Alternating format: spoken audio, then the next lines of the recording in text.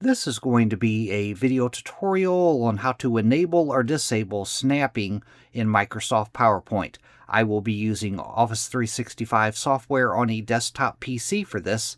Let me jump over to PowerPoint here.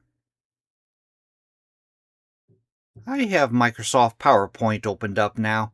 To enable or disable snapping in PowerPoint, you want to go up to the top up here, up to the View tab, click on View. Then on the ribbon, you want to go down to where it says the Show section, and this is where it has your ruler, your guidelines, your guides. You can enable them or disable them right here, but the snapping part, you want to go down to the lower right-hand corner of the Show area.